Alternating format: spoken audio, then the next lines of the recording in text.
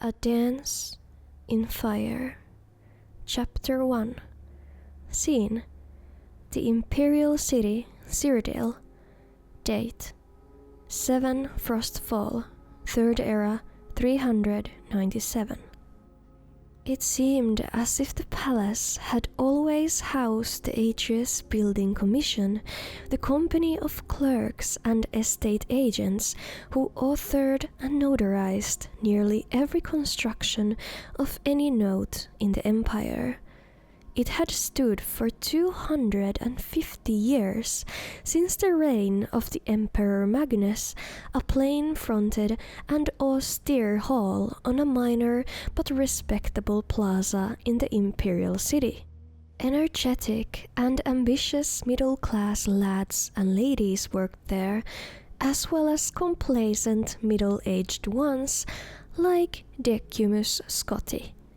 No one could imagine a world without the commission, least of all Scotti. To be accurate, he could not imagine a world without himself in the commission.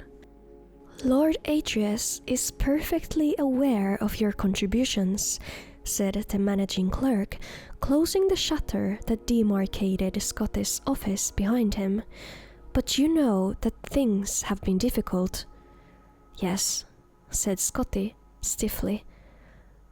Lord Vanek's men have been giving us a lot of competition lately, and we must be more efficient if we are to survive. Unfortunately, that means releasing some of our historically best but presently underachieving senior clerks. I understand. Can't be helped. I'm glad that you understand, smiled the managing clerk, smiling thinly and withdrawing. Please have your room cleared immediately. Scotti began the task of organizing all his work to pass on to his successor. It would probably be young Imbralius who would take most of it on, which was as it should be, he considered philosophically. The lad knew how to find business. Scotti wondered idly what the fellow would do with the contracts for the new statue of Saint Alessia for which the Temple of the One had applied. Probably invent a clerical error, blame it on his old predecessor Decumus Scotti, and require an additional cost to rectify. I have correspondence for Decumus Scotti of the Atreus Building Commission. Scotti looked up. A fat-faced courier had entered his office and was thrusting forth a sealed scroll. He handed the boy a gold piece and opened it up. By the poor penmanship, atrocious spelling and grammar, and overall unprofessional tone, it was manifestly evident who the writer was. Leodes Eurus, a fellow clerk some years before, who had left the commission after being accused of unethical business practices. Dear Scotti, I imagine you always wondered what happened to me, and the last place you would have expected to find me is out in the woods. But that's exactly where I am. If you're smart and want to make a lot of extra gold for Lord Atreus and yourself, you'll come down to Valenwood too. If you haven't, or have been following the politics here lately, you may or may not know that there's been a war between the Bosmer and the neighbors Elsweyr over the past 2 years. Things have only just calmed down, and there's a lot that needs to be rebuilt. Now I've got more business than I can handle, but I need someone with some clout, someone representing a respected agency to get the quill in the ink. That someone is you, my friend. Come and meet me at the Mather Pascal's Tavern in Falinesti Valenwood. I'll be here 2 weeks, and you won't be sorry. Eurus. P.S. Bring a wagon load of timber if you can. What do you have there, Scotti? Asked a voice. Scotti started. It was Imbralius. his damnably handsome face peeking through the shutters, smiling in that way that melted the hearts of the stingiest of patrons and the roughest of stonemasons. Scotti shoved the letter in his jacket pocket. "Personal correspondence," he sniffed. "I'll be cleared up here in not just a moment." "I don't want to hurry you," said Imbralius, grabbing a few sheets of blank contracts from Scotti's desk. "I've just gone through a stack, and the junior scribe's hands are all cramping up, so I thought you wouldn't miss a few." The lad vanished. Scotti retrieved the letter and read it again. He thought about his life, something he rarely did. It seemed a sea of grey with a black, unsurmountable wall looming. There was only one narrow passage he could see in that wall. Quickly, before he had a moment to reconsider it, he grabbed a dozen of the blank contracts with the shimmering gold leaf, Adrius Building Commission by appointment of His Imperial Majesty, and hid them in the satchel with his personal effects. The next day he began his adventure with a giddy lack of hesitation. He arranged for a seat in a caravan bound for Valenwood, the single escorted conveyance to the southeast, leaving the imperial city that week. He had scarcely hours to pack, but he remembered to purchase a wagon load of timber. "It'll be extra gold to pay for a horse to pull that," frowned the convoy head. "So I anticipated," smiled Scotti with his best Imbralius grin. 10 wagons in all set off that afternoon through the familiar Cyrodiilic countryside, past fields of wildflowers, gently rolling woodlands, friendly hamlets. The clop of the horses' hooves against the sound stone road reminded Scotti that the Adrius Building Commission constructed it. 5 of the 18 necessary contracts for its completion were drafted by his own hand. "Very smart of you to bring that wood along," said a grey-whiskered Breton man next to him on his wagon. "You must be in commerce." "Of a sort," said Scotti, in a way he hoped was mysterious, before introducing himself. "Decumus Scotti." "Griff Mallon," said the man.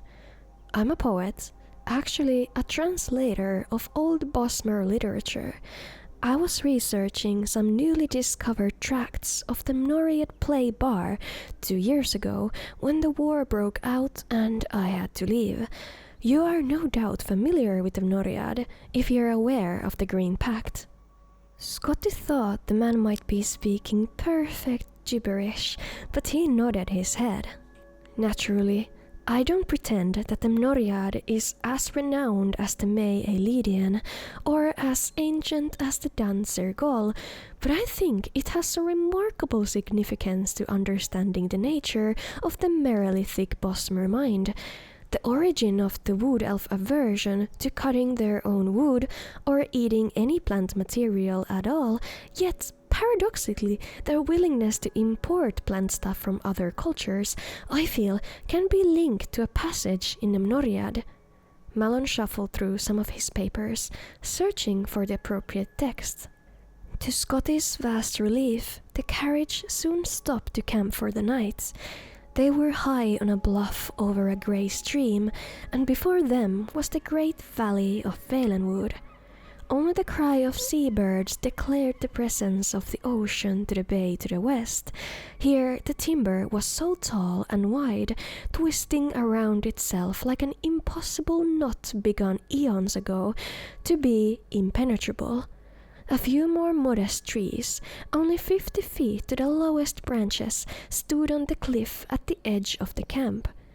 The sight was so alien to Scotti, and he found himself so anxious about the proposition of entering the wilderness that he could not imagine sleeping. Fortunately, Malin had supposed he had found another academic with a passion for the riddles of ancient cultures.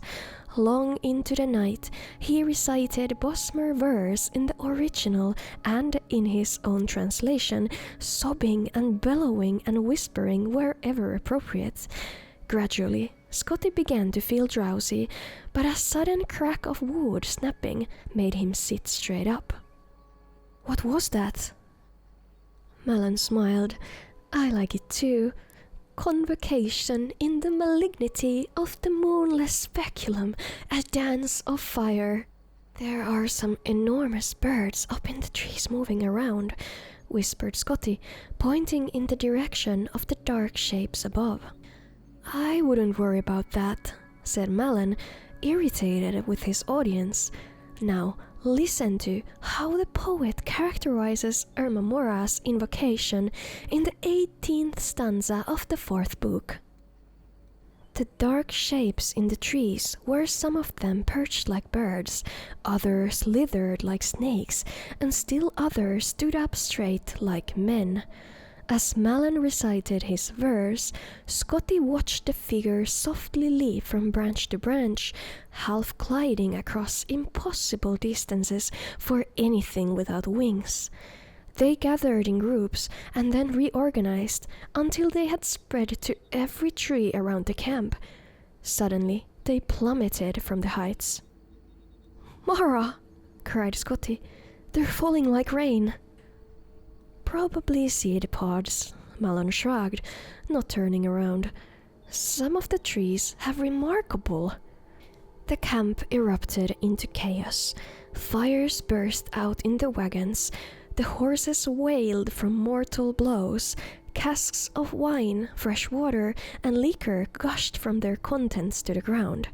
A nimble shadow dashed past Scotti and Malin, gathering sacks of grain and gold with impossible agility and grace. Scotti had only one glance at it, lit up by a sudden nearby burst of flame. It was a sleek creature with pointed ears, wide yellow eyes, mottled pied fur, and a tail like a whip. "Werewolf," he whimpered, shrinking back. "Cathay rat," groaned Malin. "Much worse. Khajiiti cousins or some such thing come to plunder." "Are you sure?"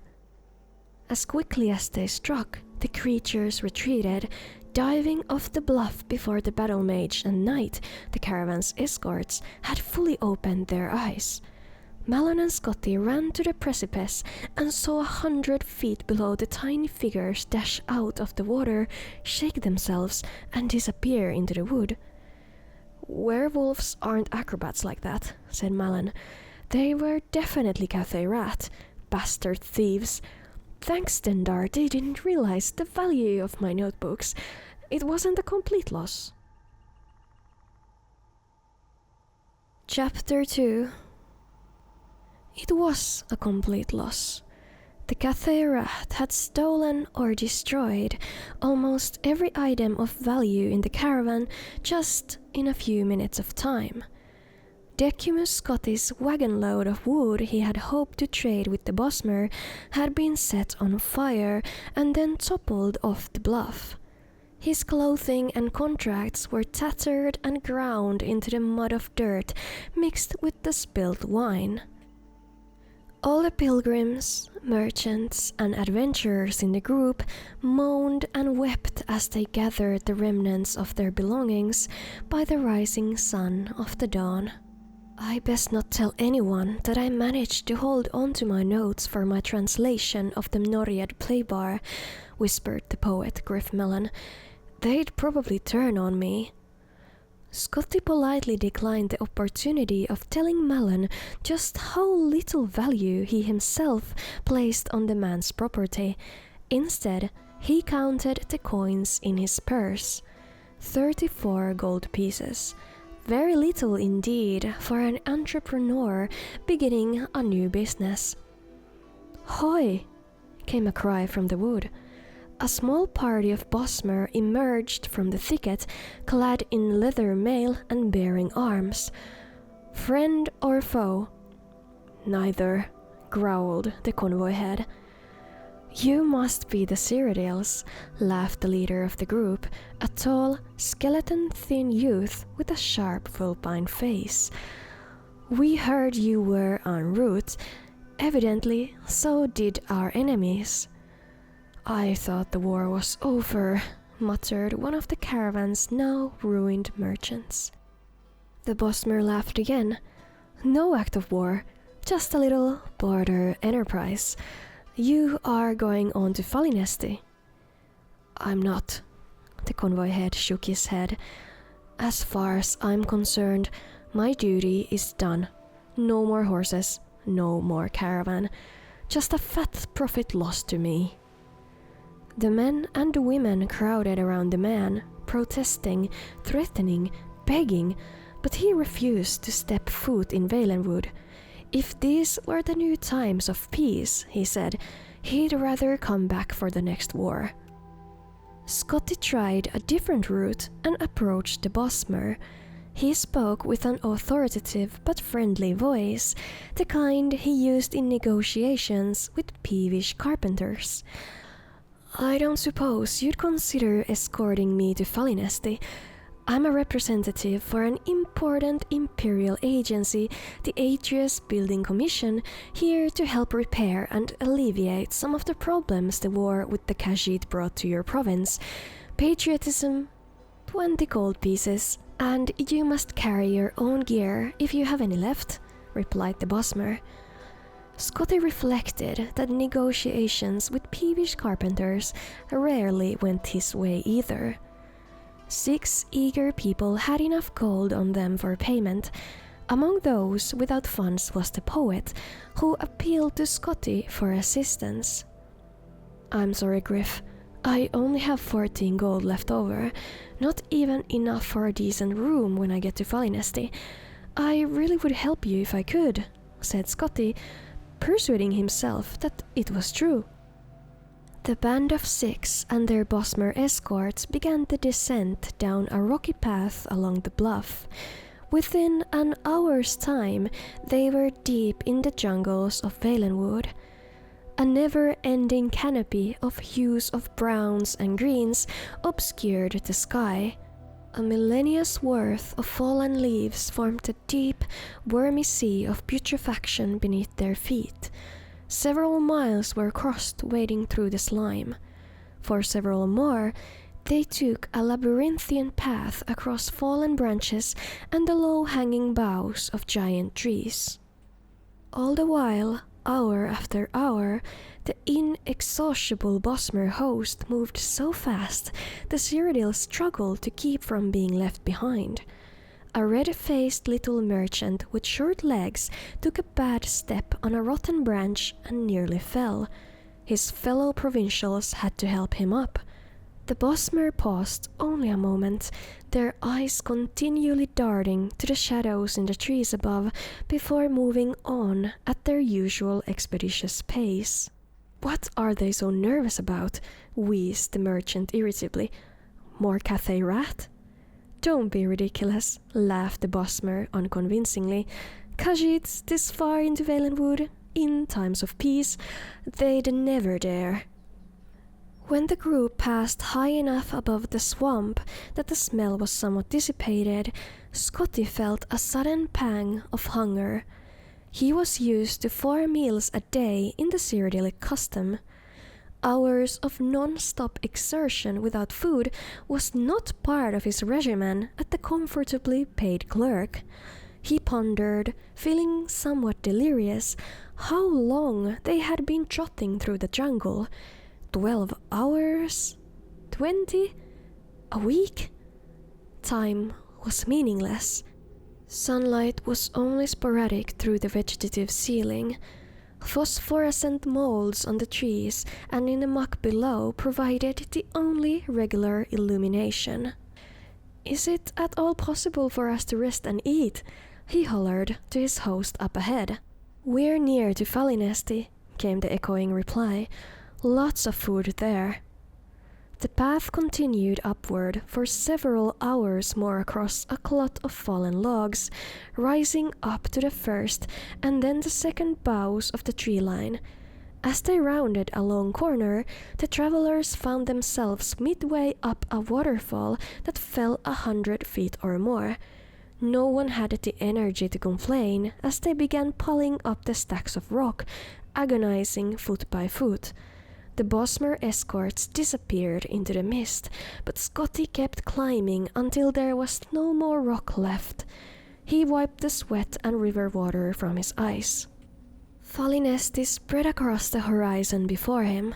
Sprawling across both banks of the river stood the mighty Grat Oak City with groves and orchards of lesser trees crowding it like supplicants before their king.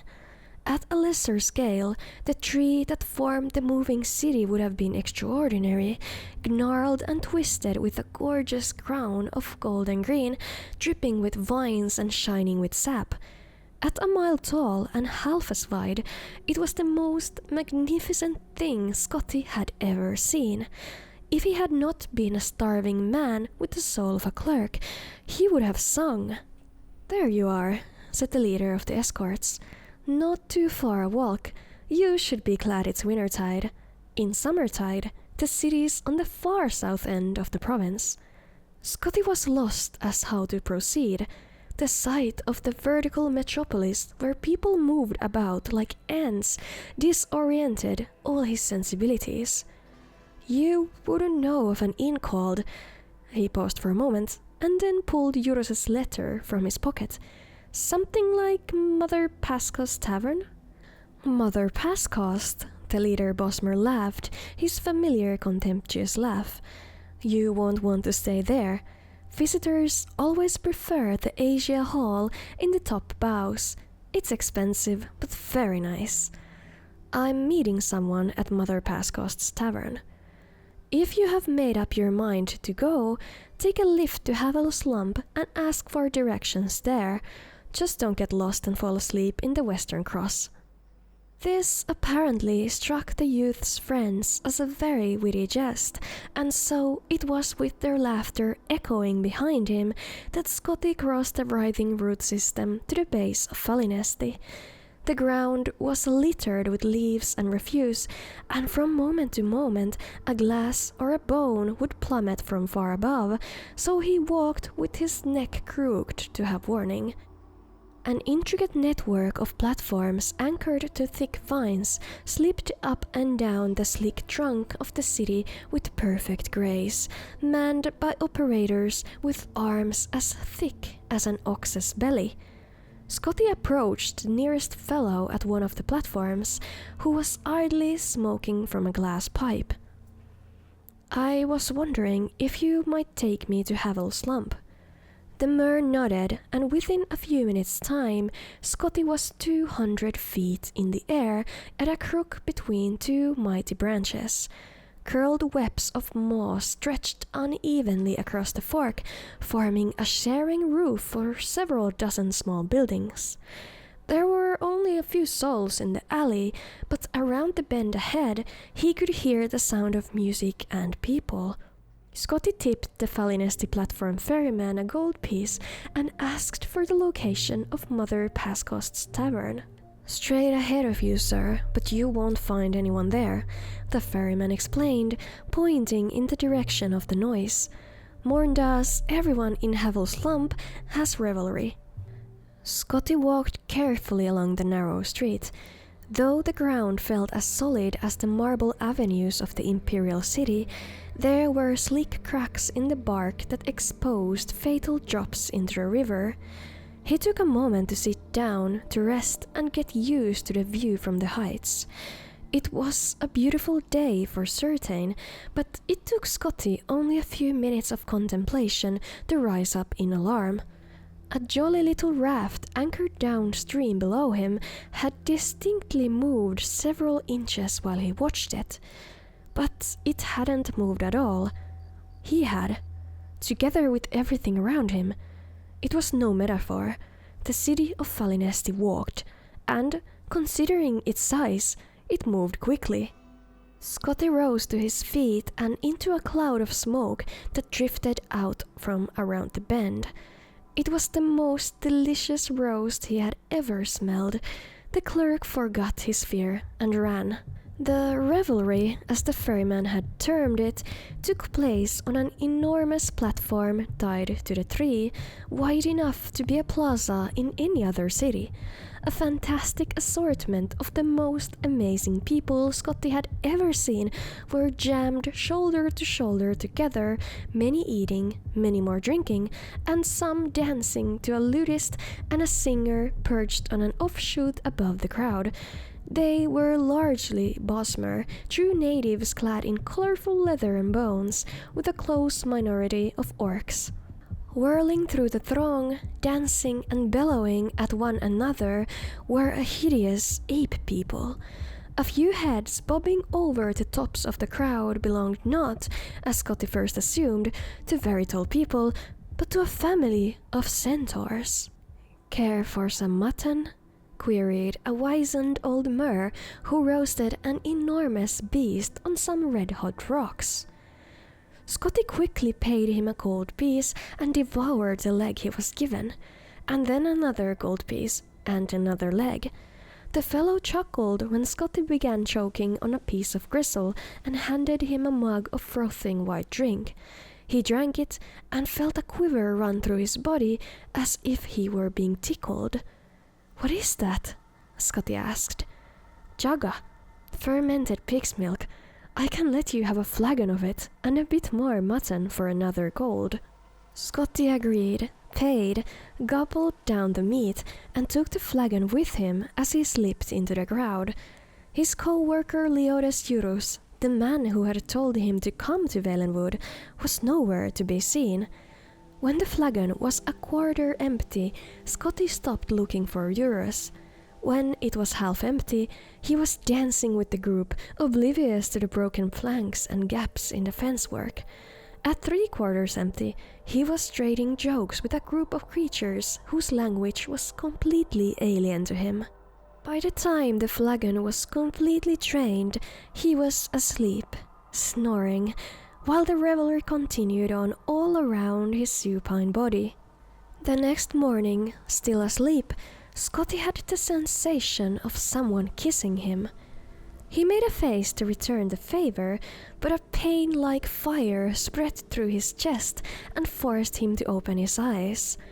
There was an insect the size of a large calf sitting on him, crushing him, its spiky legs holding him down, while a central spiral-bladed vortex of a mouth tore through his shirt. He screamed and thrashed, but the beast was too strong.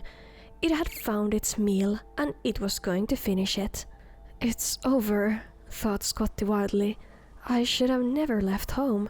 I could have stayed in the city and perhaps found work with Lord Vanek. I could have begun again as a junior clerk and worked my way back up."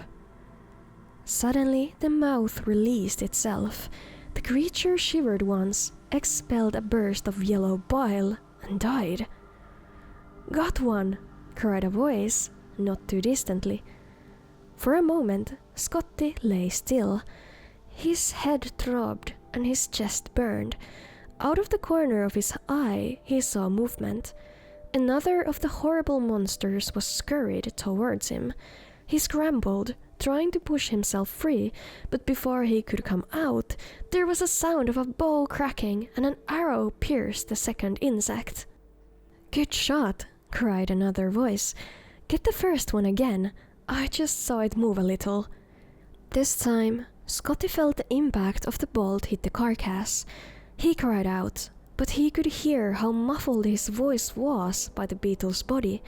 Cautiously, he tried sliding a foot out and rolling under, but the movement apparently had the effect of convincing the archers that the creature still lived. A volley of arrows was launched forth. Now the beast was sufficiently perforated so pools of its blood, and likely the blood of its victims, began to seep out onto Scotti's body. When Scotti was a lad, before he grew too sophisticated for such sports, he had often gone to the imperial arena for the competitions of war. He recalled a great veteran of the fights, when asked, telling him his secrets. "Whenever I'm in doubt of what to do, and I have a shield, I stay behind it. Scotti followed that advice. After an hour, when he no longer heard arrows being fired, he threw aside the remains of the bug and leapt as quickly as he could to a stand. It was not a moment too soon. A gang of 8 archers had their bows pointing to his direction, ready to fire. When they saw him, they laughed. "Didn't anyone ever tell you not to sleep in the Western Cross? How are we going to exterminate all the Horvans if you drunks keep feeding them?" Scotti shook his head and walked back along the platform round the bend to Havel's lump. He was bloodied and torn and tired, and he had far too much fermented pig's milk. All he wanted was a proper place to lie down. He stepped into Mother Pascost's tavern, a dank place, wet with sap, smelling of mildew. "My name is Decumus Scotti," he said. "I was hoping you have someone named Juru staying here." "Decumus Scotti?" pondered the fleshy proprietress, Mother Pascost herself. "I've heard that name. Oh, you must be the fellow he left the note for. Let me go see if I can find it." Chapter 3. Mother Pascost disappeared into the sordid hole that was her tavern, and emerged a moment later with a scrap of paper with Leodes Jurus's familiar scrawl. Decumus Scotti held it up before a patch of sunlight that had found its way through the massive boughs of the tree city, and read: "Scotti, so you made it to Valinesti, Valenwood. Congratulations. I'm sure you had quite an adventure getting here. Unfortunately, I'm not here anymore, as you probably guessed. There's a town downriver called Athia I'm at. Get a boat and join me. It's ideal. I hope you brought a lot of contracts, 'cause these people need a lot of building done. They were close to the war, you see, but not so close they don't have any money left to pay. Meet me down here as soon as you can. Jurus." So, Scotti pondered, Jurus had left Valinesti and gone to some place called Athi.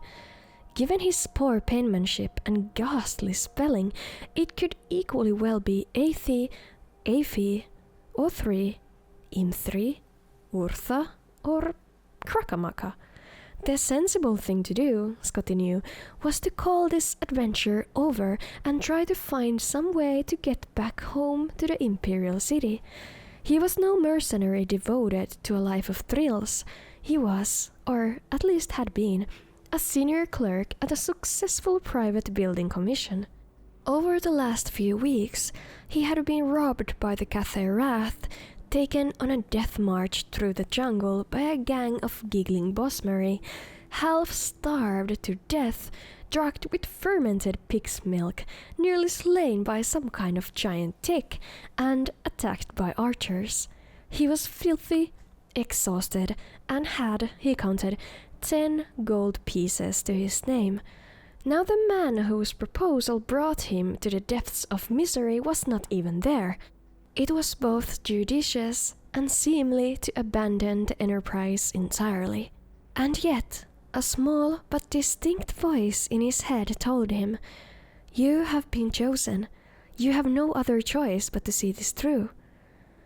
Scotti turned to the stout old woman, Mother Pascost, who had been watching him curiously. "I was wondering if you knew a village that was at the edge of the recent conflict with Elsweyr. Is it called something like Athie?" "You must mean Athay," she grinned. "My middle lad, Vigil, he manages a dairy down there. Beautiful country, right on the river. Is that where your friend went?" "Yes," said Scotti. "Do you know the fastest way to get there?" After a short conversation, an even shorter ride to Valinesti's roots by the way of the platforms, and a jog to the river bank, Scotti was negotiating transport with a huge fair-haired bosmer with a face like a pickled carp. He called himself Captain Ballfix, but even Scotti with his sheltered life could recognize him for what he was, a retired pirate for hire, a smuggler for certain, and probably much worse. His ship, which had clearly been stolen in the distant past, was a bent old imperial sloop. 50 gold, and we'll be in Athay in 2 days' time, boomed Captain Bolfix expansively. I have 9 gold pieces, replied Scotti, and feeling the need for explanation, added, I had 10, but I gave 1 to the platform ferryman to get me down here. 9 is just as fine, said the captain agreeably. Truth be told, I was going to Athay whether you paid me or not. Make yourself comfortable on the boat. We'll be leaving in just a few minutes. Decumus Scotti boarded the vessel, which sat low in the water of the river, stacked high with crates and sacks that spilled out of the hold and galley and onto the deck. Each was marked with stamps advertising the most innocuous substances: copper scraps, lard, ink, high rock meal marked for cattle, tar, fish jelly. Scotty's imagination reeled, picturing what sorts of illicit imports were truly aboard. It took more than those few minutes for Captain Balfix to haul in the rest of his cargo, but in an hour the anchor was up and they were sailing downriver towards Athay. The green-grey water barely rippled, only touched by the fingers of the breeze. Lush plant life crowded the banks, obscuring from sight all the animals that sang and roared at one another. Lulled by the serene surroundings, Scotti drifted to sleep. At night, he awoke and gratefully accepted some clean clothes and food from Captain Balfix. "Why are you going to Athay, if I may ask?" queried the Bosmer. "I'm meeting a farmer colleague there. He asked me to come down from the imperial city where I worked for the HS Building Commission to negotiate some contracts." Scotti took another bite of the dried sausages they were sharing for dinner. "We're going to try to repair and refurbish whatever bridges, roads, and other structures that got damaged in the recent war with the Khajiit." "It's been a hard 2 years," the captain nodded his head. "Though I suppose good for me and the likes of you and your friend. Trade routes cut off. Now they think there's going to be a war with the Summerset Isles. You heard that?" Scotti shook his head. "I've done my share of smuggling skooma down the coast, even helping some revolutionary types escape the Maine's wrath, but now the wars have made me a legitimate trader, a businessman. The first casualties of war is always the corrupted."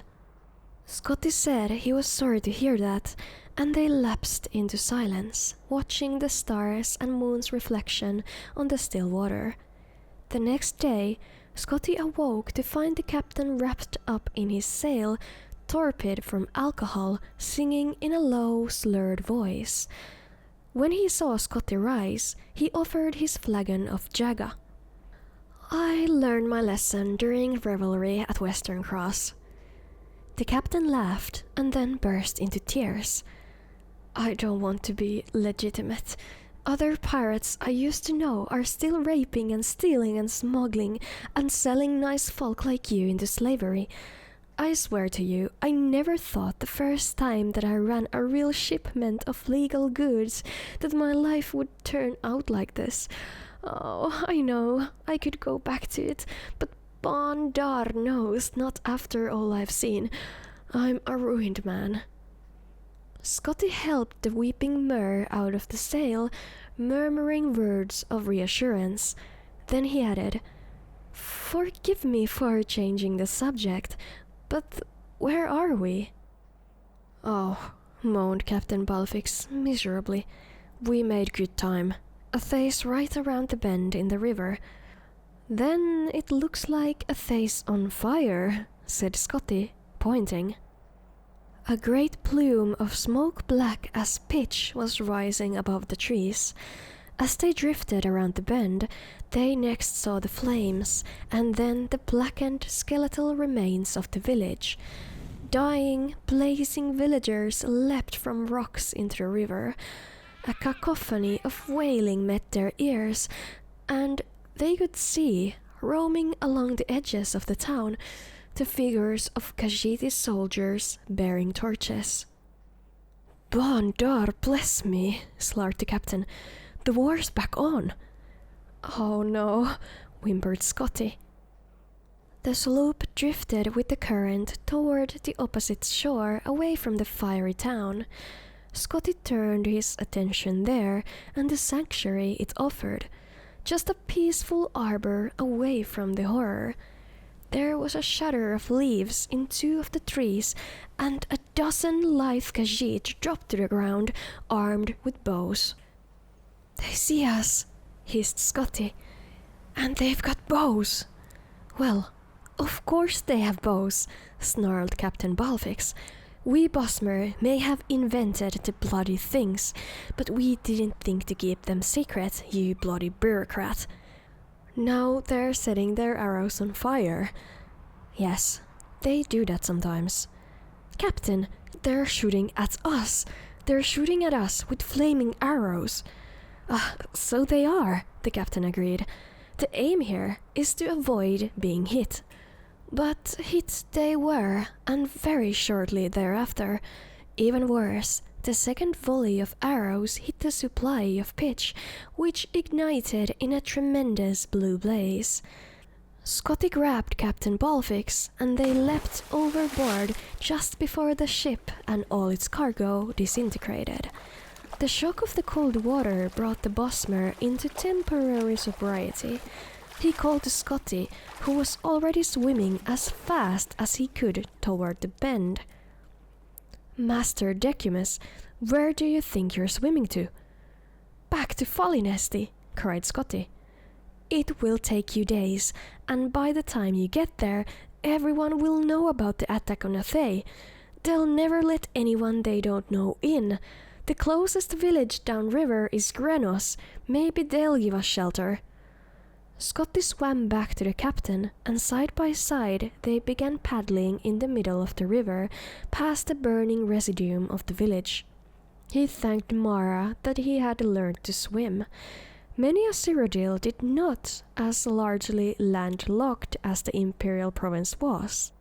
Had he been raised in Mir Corrup or Artemon, he might have been doomed, but the imperial city itself was encircled by water, and every lad and lass there knew how to cross without a boat, even those who grew up to be clerks and not adventurers. Captain Balfix's sobriety faded as he grew used to the water's temperature.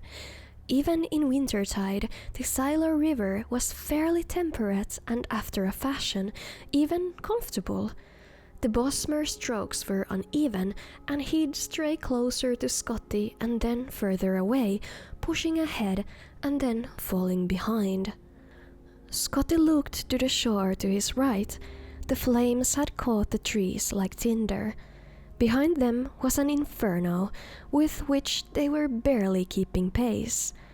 To the shore on their left all looked fair, until he saw a tremble in the river reeds, and then what caused it? A pride of the largest cats he had ever seen. They were auburn-haired, green-eyed beasts with jaws and teeth to match his wildest nightmares, and they were watching the two swimmers and keeping pace. "Captain Balfix, we can't go to either that shore or the other one, or we'll be parboiled or eaten," Scotti whispered. "Try to even your kicking and your strokes. Breathe like you would normally. If you're feeling tired, tell me, and we'll float on our backs for a while." Anyone who has had the experience of giving rational advice to a drunkard would understand the hopelessness. Scotti kept pace with the captain, slowing himself, quickening, drifting left and right, while the Bosmer moaned old ditties from his pirate days. When he wasn't watching his companion, he watched the cats on the shore. After a stretch, he turned to his right. Another village had caught fire. Undoubtedly, it was Grenos. Scotti stared at the blazing fury, awed by the sight of the destruction, and did not hear that the captain had ceased to sing. When he turned back, Captain Balfix was gone. Scotti dove into the murky depths of the river over and over again. There was nothing to be done. When he surfaced after his final search, he saw that the giant cats had moved on, perhaps assuming that he too had drowned. He continued his lonely swim downriver. A tributary, he noted, had formed a final barrier, keeping the flames from spreading further. But there were no more towns. After several hours, he began to ponder the wisdom of going ashore. Which shore was the question. He was spared the decision. Ahead of him was a rocky island with a bonfire. He did not know if he were intruding on a party of Boss Mary or Khajiit, only that he could swim no more. With straining, aching muscles, he pulled himself onto the rocks. They were Bosmer refugees, he gathered, even before they told him. Roasting over the fire was the remains of one of the giant cats that had been stalking him through the jungle on the opposite shore. "Sunset tiger," said one of the young warriors ravenously. "It's no animal. It's as smart as any Cathay rat, or Ohms, or any other bleeding Khajiit. Pity this one drowned. I would have gladly killed it. You like the meat, though. Sweet, from all the sugar these asses eat." Scotti did not know if he was capable of eating a creature as intelligent as a man or mer, but he surprised himself, as he had done several times over the last days. It was rich, succulent, and sweet, like sugared pork, but no seasonings had been added. He surveyed the crowd as he ate, a sad lot, some still weeping for lost family members. They were the survivors of both the villages of Grenos and Athay, and war was on every person's lips. Why had the Khajiit attacked again? Why, specifically directed at Scotti as a Cyrodiil, why was the Emperor not enforcing peace in his provinces? "I was to meet another Cyrodiil," he said to a Bosmer maiden who he understood to be from Athay. "His name was Leodes Eurus. I don't suppose you know what might have happened to him." "I don't know your friend, but there were many Cyrodiils in Athay when the fire came," said the girl. "Some of them, I think, left quickly. They were going to Vindisi inland in the jungle. I am going there tomorrow, so are many of us. If you wish, you may come as well." Decumus Scotti nodded solemnly. He made himself as comfortable as he could in the stony ground of the river island, and somehow, after much effort, he fell asleep. But he did not sleep well. Chapter 4. 18 Bosmeri and 1 Cyrodiilic former senior clerk for an imperial building commission trudged through the jungle westward from the Silvenar River to the ancient village of Vindisi. For Decumus Scotti, the jungle was hostile, unfamiliar ground. The enormous, vermiculated trees filled the bright morning with darkness and resembled nothing so much as grasping claws bent on impeding their progress. Even the fronds of the low plants quivered with malevolent energy. What was worse, he was not alone in his anxiety. His fellow travelers, the natives who had survived the Khajiit attacks on the villages of Grenos and Athay, wore faces of undisguised fear. There was something sentient in the jungle, and not merely the mad but benevolent indigenous spirits. In his peripheral vision, Scotti could see the shadows of the Khajiit following the refugees, leaping from tree to tree. When he turned to face them, the lithe forms vanished into the gloom as if they had never been there. But he knew he had seen them, and the Bosmeri saw them too, and quickened their pace. After 18 hours, bitten raw by insects, scratched by 1,000 thorns, they emerged into a valley clearing. It was night, but a row of blazing torches greeted them, illuminating the leather-wrought tents and jumbled stones of the hamlet of Vindisi. At the end of the valley, the torches marked a sacred site, a gnarled bower of trees pressed close together to form a temple. Wordlessly, the Bosmeri walked the torch arcade toward the trees. Scotti followed them.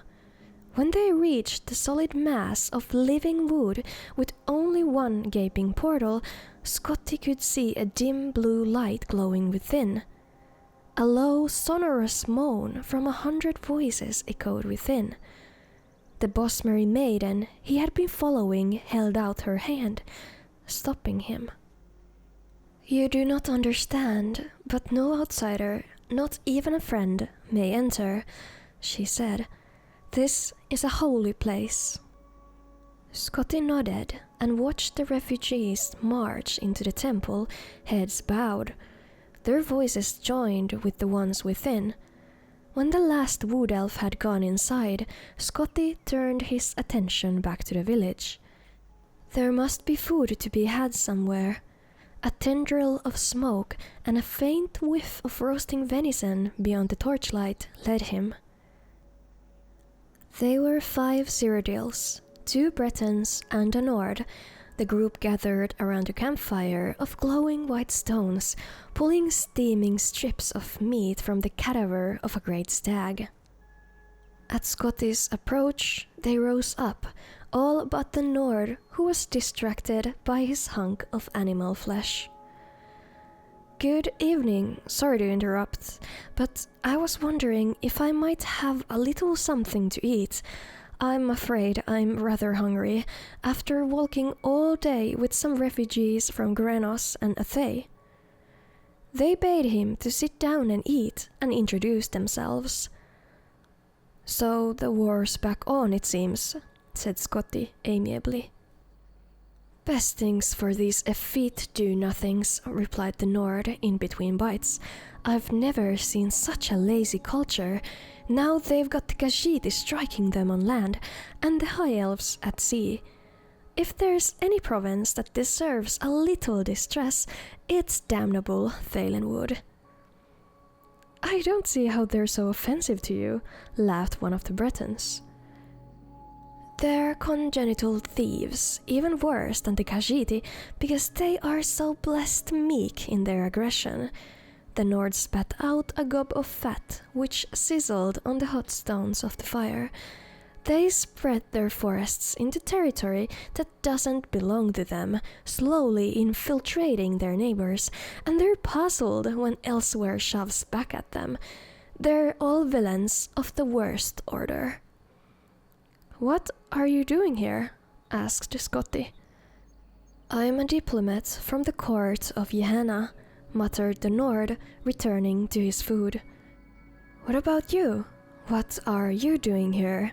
asked one of the Cyrodiils. "I work for Lord Atreus's building commission in the Imperial City," said Scotti. "One of my former colleagues suggested that I come down to Valenwood. He said the war was over and I could contract a great deal of business for my firm rebuilding what was lost.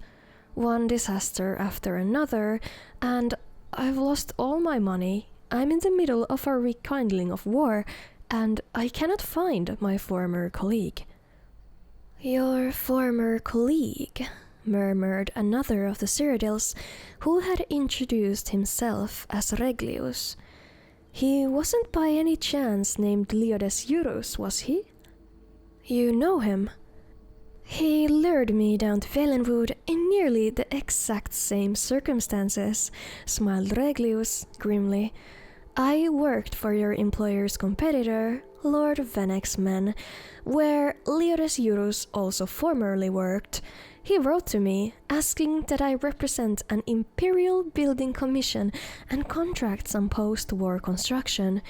I had just been released from my employment, and I thought that if I brought some new business, I could have my job back. Eurus and I met in Athe, and he said he was going to arrange a very lucrative meeting with the Silvenar. Scotti was stunned. Where is he now? I'm no theologian, so I couldn't say. Regli shrugged. He's dead. When the Khajiit attacked Athe, they began by torching the harbor where Eurus was readying his boat. Or, I should say, my boat, since it was purchased with the gold I brought.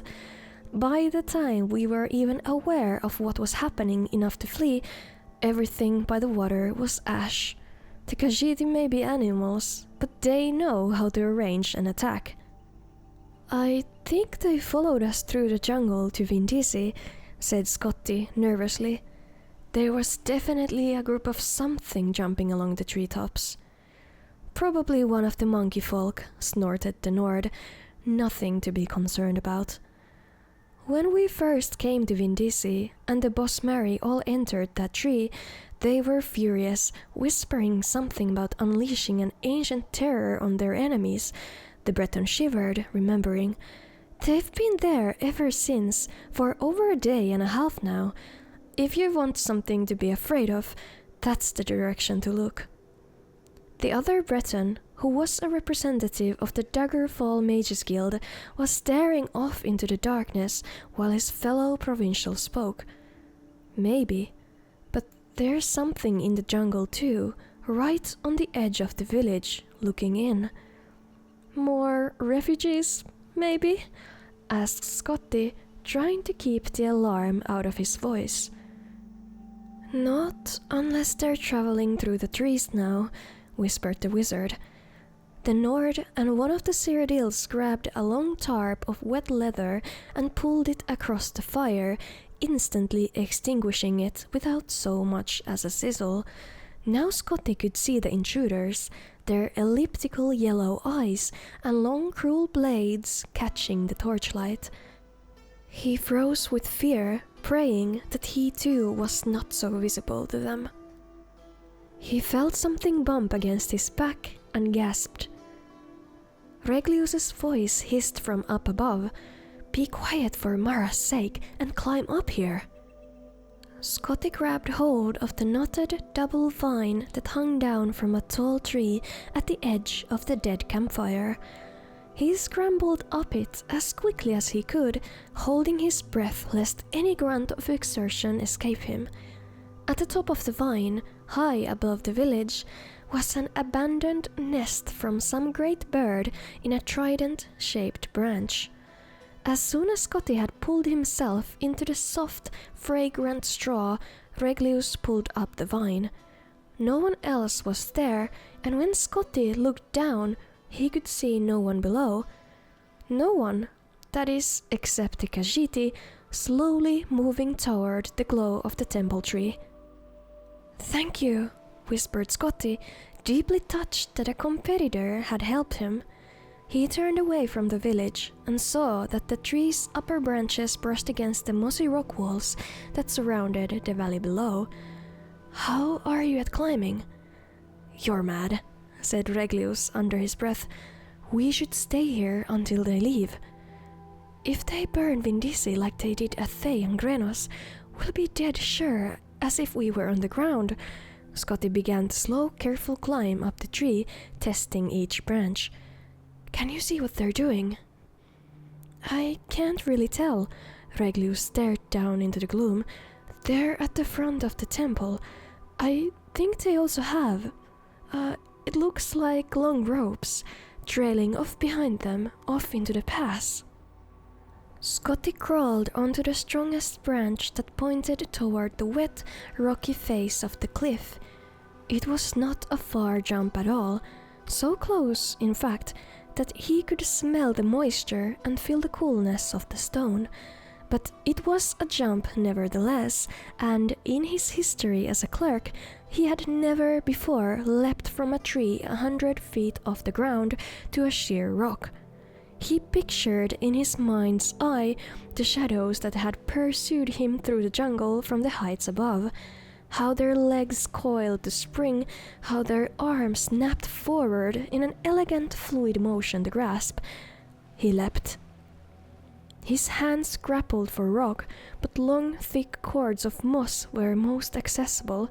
He held hard, but when he tried to plant his feet forward, they slipped up skyward. For a few seconds, he found himself upside down before he managed to pull himself into a more conventional position. There was a narrow, outcropping jutting out of the cliff where he could stand and finally exhale. Reglius, Reglius, Reglius. Scotti did not dare to call out. In a minute there was a shaking of branches, and Lord Vanek's man emerged. First his satchel, then his head, then the rest of him. Scotti started to whisper something, but Reglius shook his head violently and pointed downward. One of the Khajiiti was at the base of the tree, peering at the remains of the campfire. Reglius awkwardly tried to balance himself on the branch, but as strong as it was exceedingly difficult with only one free hand. Scotti cupped his palms and then pointed at the satchel. It seemed to pain Reglius to let it out of his grasp, but he relented and tossed it to Scotti. There was a small, almost invisible hole in the bag, and when Scotti caught it, a single gold coin dropped out. It rang as it bounced against the rock wall on the descent, a high soft sound that seemed like the loudest alarm Scotti had ever heard. Then many things happened very quickly. The Cathay rat at the base of the tree looked up and gave a loud wail. The other Khajiiti followed in chorus as the cat below crouched down and then sprung up into the lower branches. Reglius saw it below him, climbing up with impossible dexterity, and panicked. Even before he jumped, Scotti could tell that he was going to fall. With a cry, Reglius, the clerk, plunged to the ground, breaking his neck on impact. A flash of white fire erupted from every crevice of the temple, and the moan of the boss' merry prayer changed into something terrible and otherworldly. The climbing Cathay rat stopped and stared. "Kergo," it gasped. "The wild hunt!" It was as if a crack in reality had opened wide. A flood of horrific beasts, tentacled toads, insects of armor and spine, gelatinous serpents, vaporous beings with the face of gods, all poured forth from the great hollow tree, blind with fury. They tore the Khajiiti in front of the temple to pieces. All the other cats fled for the jungle, but as they did so, they began pulling on the ropes they carried. In a few seconds' time, the entire village of Vindisi was boiling with the lunatic apparitions of the wild hunt. Over the babbling, barking, howling horde, Scotti heard the Cyrodiils in hiding cry out as they were devoured. The Nord too was found and eaten, and both Bretons. The wizard had turned himself invisible, but the swarm did not rely on their sight. The tree the Cathay rat was in began to sway and rock from the impossible violence beneath it. Scotti looked at the Khajiiti's fear-struck eyes and held out one of the cords of moss. The cat's face showed its pitiful gratitude as it leapt for the vine. It didn't have time to entirely replace that expression when Scotti pulled back the cord and watched it fall. The hunt consumed it to the bone before it struck the ground. Scotti's own jump up to the next outcropping of rock was immeasurably more successful. From there, he pulled himself to the top of the cliff and was able to look down into the chaos that had been the village of Vindisi. The hunt's mass had grown and began to spill out through the pass of the valley, pursuing the fleeing Khajiit. It was then that the madness truly began. In the moonlight, from Scotti's vantage, he could see where the Khajiit had attached their ropes. With a thunderous boom, an avalanche of boulders poured over the pass. When the dust cleared, he saw that the valley had been sealed. The wild hunt had nowhere to turn but on itself. Scotti turned his head, unable to bear to look at the cannibalistic orgy. The night jungle stood before him, a web of wood. He slung Reglius' satchel over his shoulder and entered. Chapter 5. Soap. The forest will eat love. Straight ahead, stupid and a stupid cow. The voice boomed out so suddenly that Decumus Scotti jumped. He stared off into the dim jungle glade, from which he only heard animal and insect calls and the low whistling of wind moments before. It was a queer, oddly accented voice of indiscriminate gender, tremulous in its modulations, but unmistakably human, or, at very least, elven. An isolated Bosmer, perhaps, with a poor grasp of the Cyrodiilic language. After countless hours of plodding through the dense knot of Valenwood jungle, any voice of slight familiarity sounded wondrous. "Hello?" he cried. "Beetles on any names?" "Certainly yesterday, yes," the voice called back. "Who, what, and when? And mice?" "I'm afraid I don't understand," replied Scotti, turning toward the bramble tree, thick as a wagon, where the voice had issued. "But you needn't be afraid of me. My name is Decumus Scotti. I'm a Cyrodiil from the Imperial City.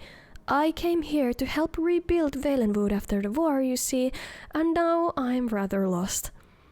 "Gemstones and grilled slaves, the war," moaned the voice and broke down into sobs.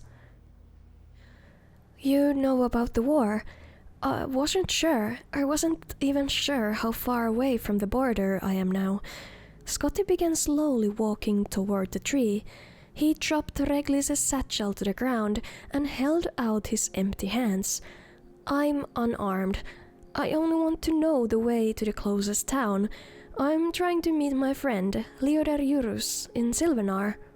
"Silvenar!" The voice laughed. It laughed even louder as Scotti circled the tree. "Worms and wine, worms and wine. Silvenar sings for worms and wine." There was nothing to be found anywhere around the tree. "I don't see you. Why are you hiding?" In frustration born of hunger and exhaustion, he struck the tree trunk. A sudden shiver of gold and red erupted from a hollow nook above, and Scotti was surrounded by 6 winged creatures scarcely more than a few inches long. Bright crimson eyes were set on either side of tunnel-like protuberances, the animals' always open mouths. They were legless, and their thin, rapidly beating, aureate wings seemed poorly constructed to transport their fat, swollen bellies, and yet they darted through the air like sparks from a fire. Whirling about the poor clerk, they began chattering what he now understood to be perfect nonsense.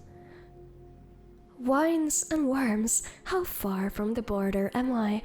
Academic garnishments, and alas, Leodar Jurus. Hello, I'm afraid I'm unarmed. Smoke and flames, and the closest town is dear oblivion. Swollen on bad meat, an indigo nimbus, but you needn't be afraid of me." "Why are you hiding? Why are you hiding? Before I begin to friend, love me, Lady Zuleika." Furious with the mimics, Scotti swung his arms, driving them up into the treetops. He stomped back to the clearing and opened up the satchel again as he had done some hours before. There was still, unsurprisingly, nothing useful in the bag and nothing to eat in any corner or pocket. A goodly amount of gold, he smiled grimly, as he had done before, at the irony of being financially solvent in the jungle. A stack of neat blank contracts from Lord Vanek's building commission, some thin cord, and an oiled leather cloak for bad weather. At least, Scotti considered, he had not suffered rain. A rolling moan of thunder reminded Scotti of what he had suspected for some weeks now. He was cursed. Within an hour's time, he was wearing the cloak and clawing his way through mud. The trees, which had earlier allowed no sunlight in, provided no shelter against the pounding storm and wind. The only sounds that pierced the pelting of the rain were the mocking calls of the flying creatures flitting just above, babbling their nonsense. Scotti bellowed at them, through rocks, but they seemed enamored of this company. While he was reaching to grab a promising-looking stone to hurl at his tormentors, Scotti felt something shift beneath his feet.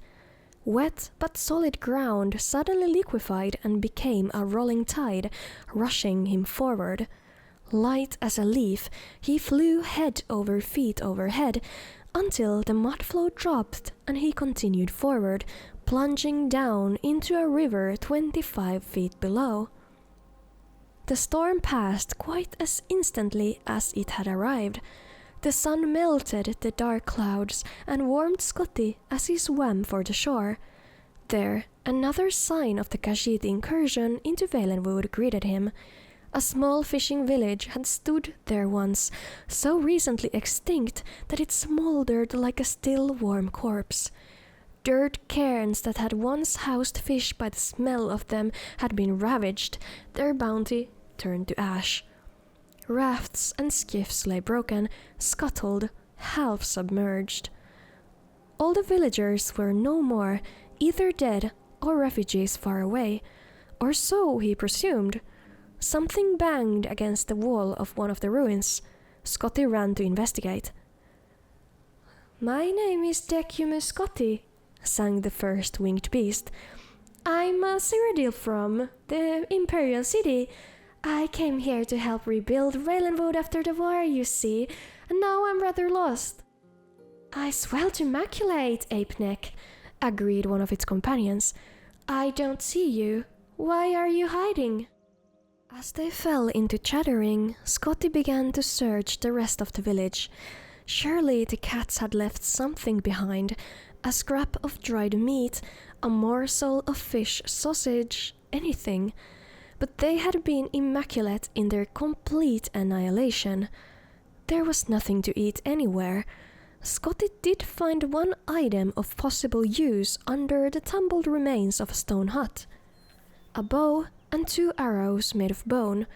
The string had been lost, likely burned away in the heat of the fire, but he pulled the cord from Regulus's satchel and restrung it.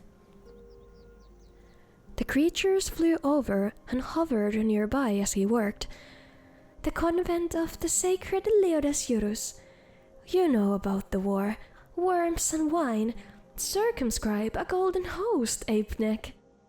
The moment the cord was taut, Scotti knocked an arrow and swung around, pulling the string tight against his chest.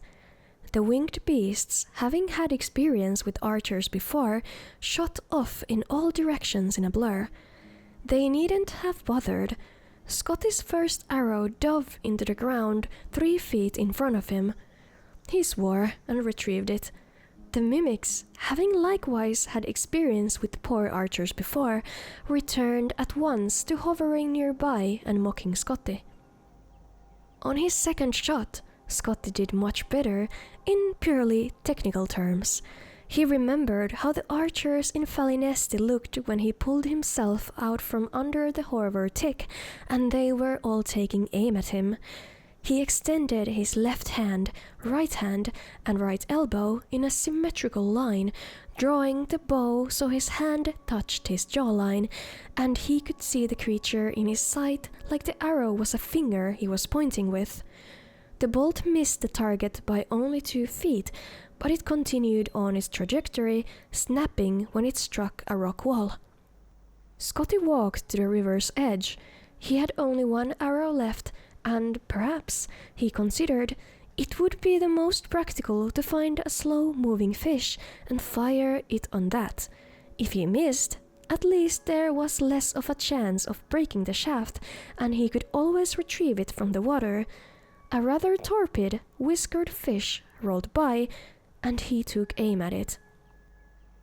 "My name is Decumus Scotti," one of the creatures howled, frightening the fish away. "Stupid and stupid cow, will you dance a dance in fire?" Scotti turned and aimed the arrow as he had done before. This time, however, he remembered to plant his feet as the archers had done, 7 inches apart, knee straight, left leg slightly forward to meet the angle of his right shoulder. He released the last arrow.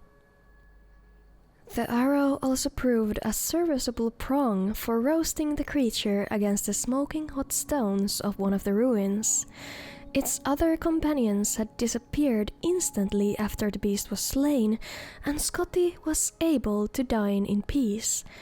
The meat proved to be delicious, if scarcely more than a first course. He was picking the last of it from the bones when a boat sailed into view from around the bend of the river. At the helm were Bosmer sailors. Scotti ran to the bank and waved his arms. They averted their eyes and continued past. "You bloody callous bastards!" Scotti howled. "Knaves! Hooligans! Ape-necks! Scoundrels!" A grey-whiskered form came out from a hatch, and Scotti immediately recognized him as Griff Mallan, the poet-translator he had met in the caravan from Cyrodiil. He peered Scotti's direction, and his eyes lit up with delight. "Decumus Scotti! Precisely the man I hoped to see. I want to get your thoughts on a rather puzzling passage in the Mnoriad play bar. It begins, 'I went weeping into the world, searching for wonders.' Perhaps you're familiar with it." "I'd like nothing better than to discuss the Mnoriad play bar with you, Griff," Scotti called back. "Would you let me come aboard, though, first?" Overjoyed at being on a ship bound for any port at all, Scotti was true to his word. For over an hour, as the boat rolled down the river past the blackened remnants of Bosmer villages, he asked no questions and spoke nothing of his life over the past weeks. He merely listened to Mallan's theories of Merethic Aldmeri esoterica. The translator was undemanding of his guest's scholarship, accepting nods and shrugs as civilized conversation.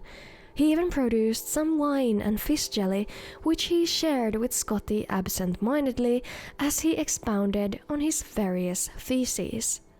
Finally, while Mallan was searching for a reference to some minor point in his notes, Scotti asked, "Rather off subject, but I was wondering where we're bound." "The very heart of the province, Silvenar," Mallan said, not looking up from the passage he was reading. "It's somewhat bothersome, actually, as I wanted to go to Woodhearth first to talk to a Bosmer there who claims to have an original copy of Dirith Yalmilhiad, if you can believe it. But for the time being, that has to wait.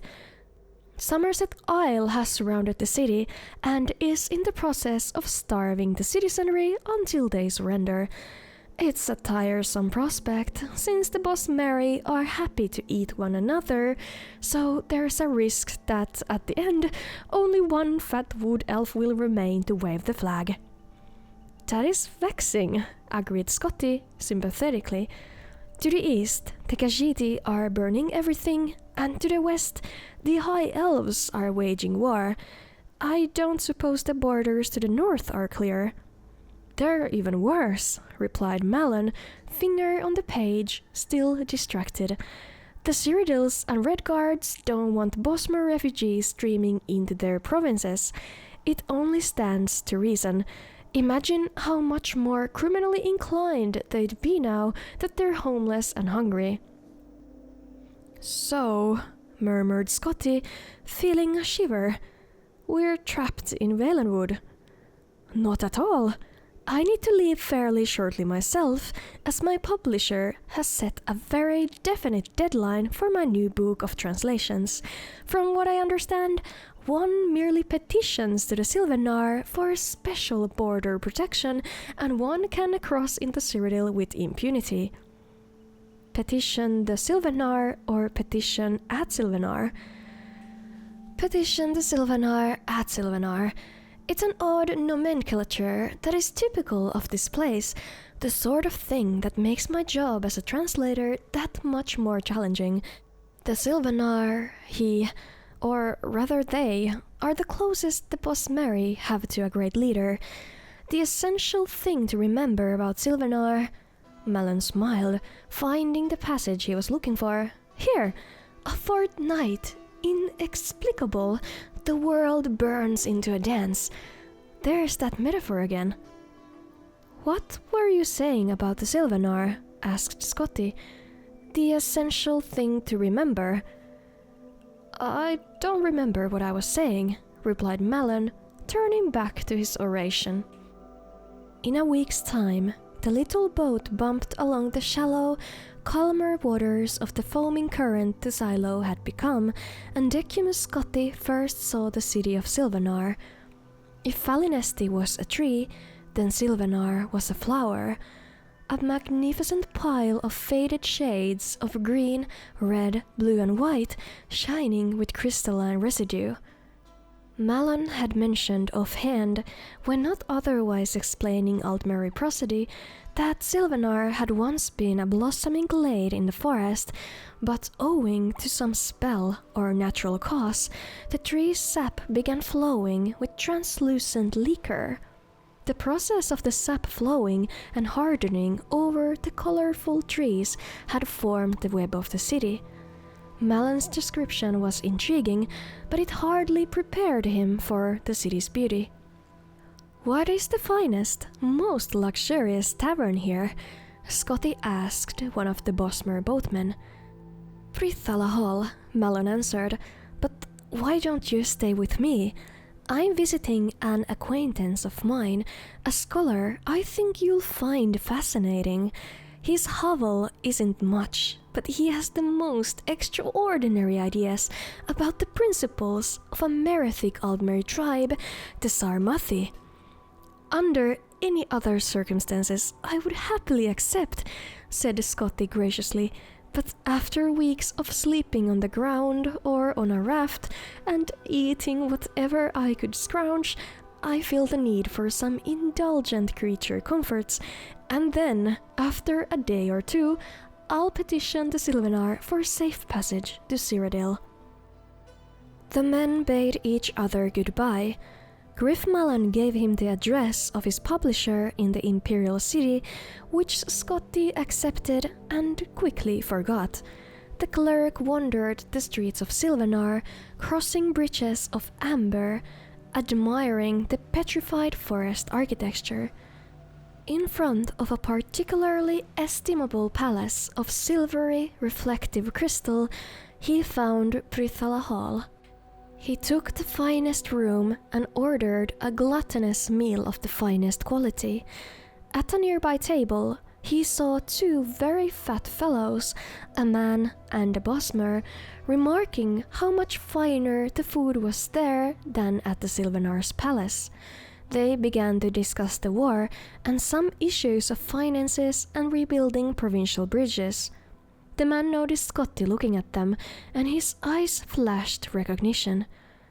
"Scotti, is that you? Kinnereth, where have you been? I've had to make all the contacts here on my own."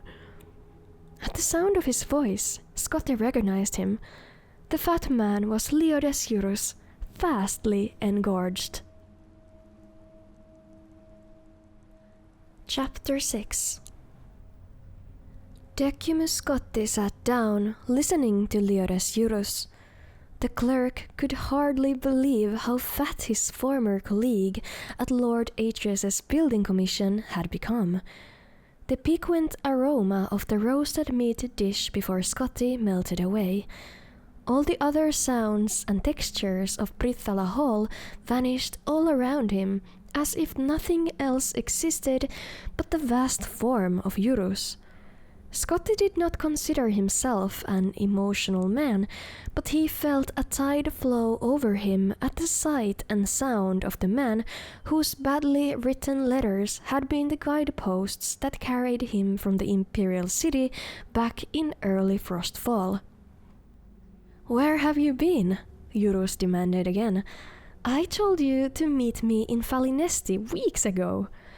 "I was there weeks ago," Scotti stammered, too surprised to be indignant. "I got your note to meet you in Athay, and so I went there, but the Khajiit had burned it to the ground. Somehow, I found my way with the refugees in another village, and someone told me that you had been killed." "And you believed that right away?" Eurus sneered. "The fellow seemed very well informed about you.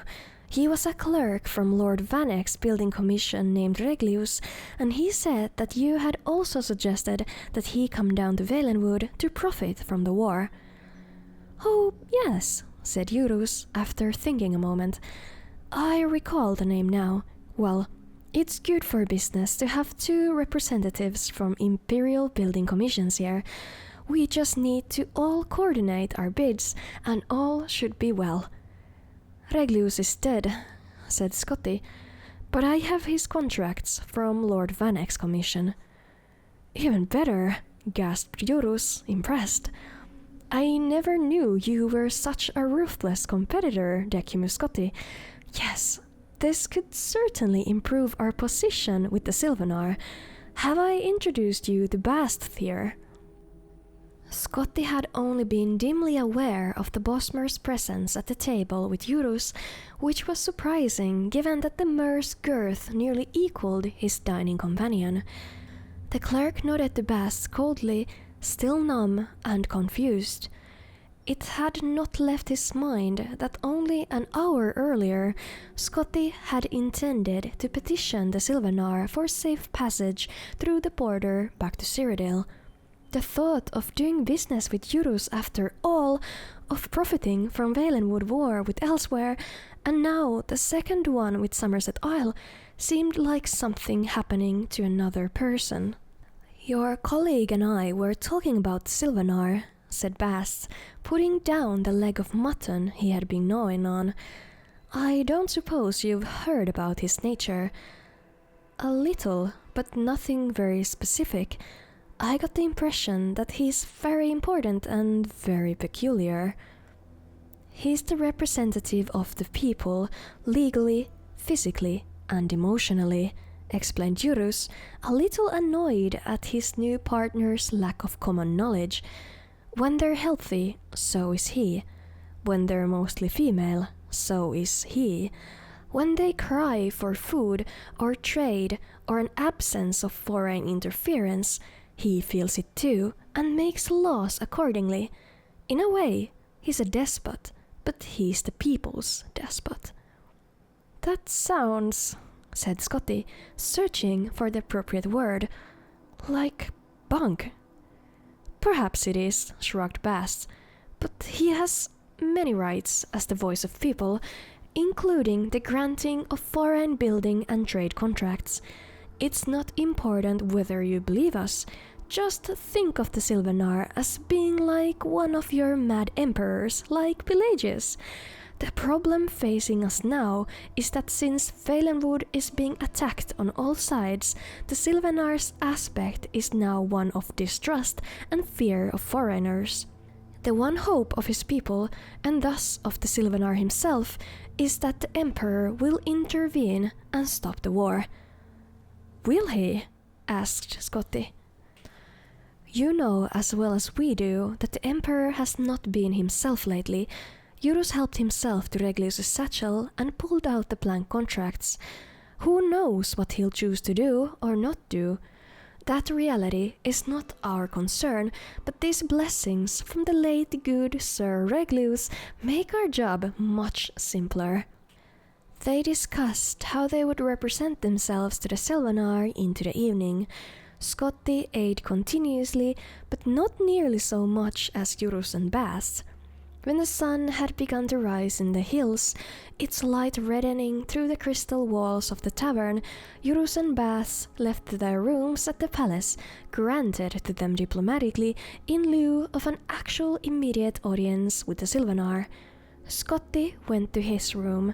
He thought about staying up a little longer to ruminate over Eurus's plans and see what might be the flaw in them, but upon touching the cool, soft bed, he immediately fell asleep.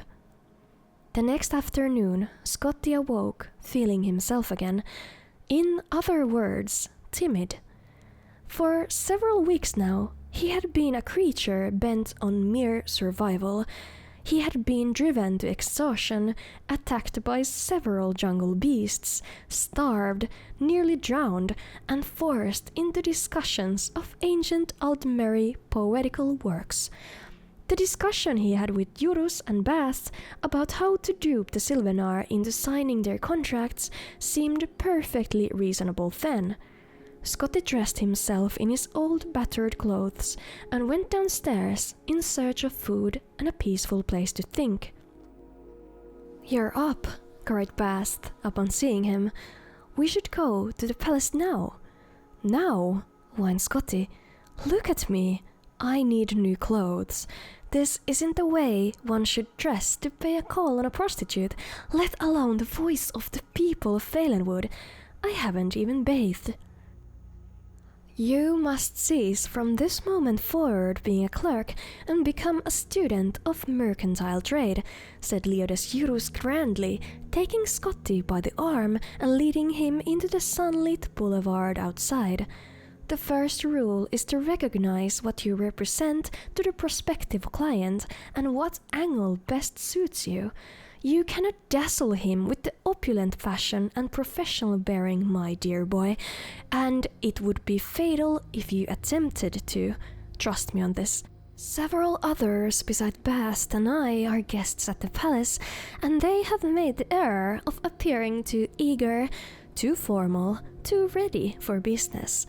They will never be granted audience with the Silvenar, but we have remained aloof ever since the initial rejection.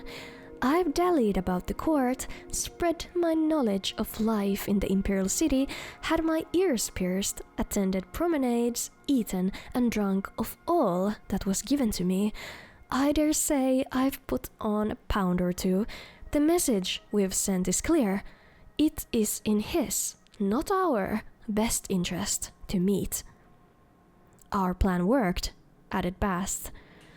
When I told his minister that our imperial representative had arrived, and that we were at last willing to meet with the Silvenar this morning, we were told to bring you there straight away.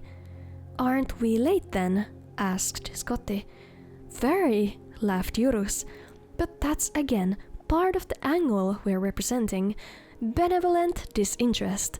Remember not to confuse the Silvenar with conventional nobility. His is the mind of the common people. When you grasp that, you'll understand how to manipulate him." Eurus spent the last several minutes of the walk through the city expounding on his theories about what Valenwood needed, how much, and at what price. They were staggering figures, far more construction and far higher costs than anything Scotti had been used dealing with. He listened carefully. All around them, the city of Silvenar revealed itself, glass and flower, roaring winds and beautiful inertia. When they reached the palace of the Silvenar, Decumus Scotti stopped, stunned. Eurus looked at him for a moment and then laughed. "It's quite bizarre, isn't it?" That it was. A frozen scarlet burst of twisted, uneven spires, as if a rival sun rising. A blossom the size of a village, where courtiers and servants resembled nothing so much as insects walked about it sucking its ichor. Entering over a bent petal-like bridge, the three walked through the palace of unbalanced walls. Where the partitions bent close together and touched, there was a shaded hall or a small chamber. Where they warped away from one another, there was a courtyard.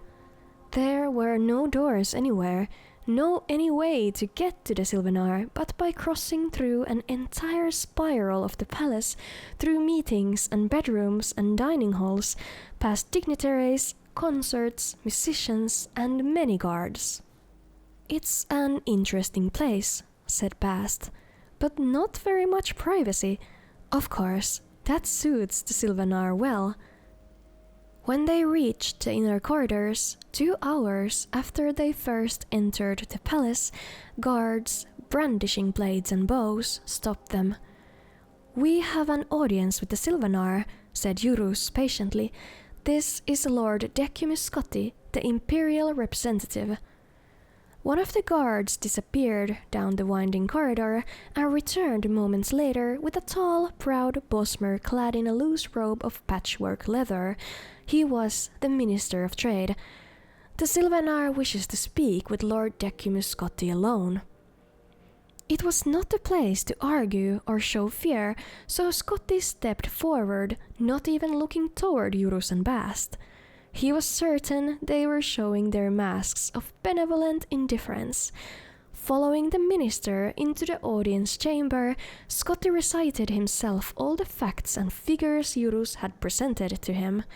He willed himself to remember the angle and the image he must project. The audience chamber of the Silvenar was an enormous dome where the walls bent from bowl-shaped at the base inward to almost meet at the top. A thin ray of sunlight streamed through the fissure hundreds of feet above and directly upon the Silvenar, who stood upon a puff of shimmering grey powder. For all the wonder of the city and the palace, the Silvenar himself looked perfectly ordinary.